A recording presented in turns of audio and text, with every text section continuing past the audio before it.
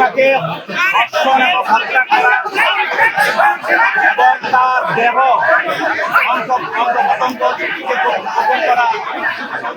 বা বিচ্ছিন্ন করে সেগুলিকে গোপন করা বা মুছে ফেলার জন্য যে অপরাধ বেশি করেছে সেই জন্য তাকে আদালত সর্বোচ্চ শাস্তি তাকে মৃত্যুদণ্ড প্রদান করছে এবং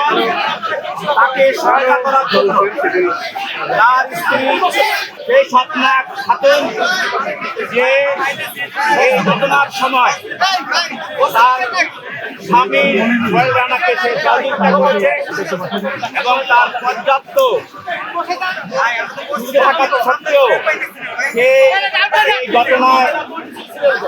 তাকে হত্যা থেকে নিবৃত্ত করার জন্য দর্শন থেকে নিবৃত্ত করার চেষ্টা করে নাই, বরং সে পালিয়ে যাওয়ার জন্য দরজা বন্ধ রেখে এখানে জানলা দিয়ে সে বের হওয়ার জন্য পালিয়ে যাওয়ার জন্য সে সহযোগিতা করেছে এবং তাকে সাক্ষীরা রানিসার মা এবং তার আত্মীয়স্বজন বারবার তাকে দরজা খোলার জন্য তাকে বলা হলেও সেই দরজা খোলে নাই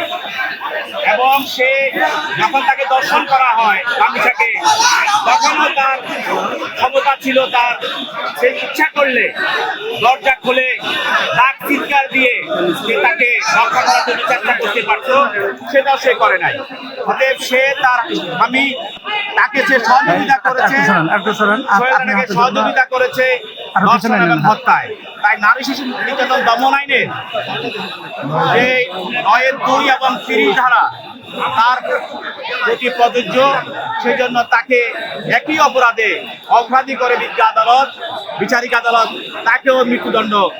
আদেশ প্রদান করেছে।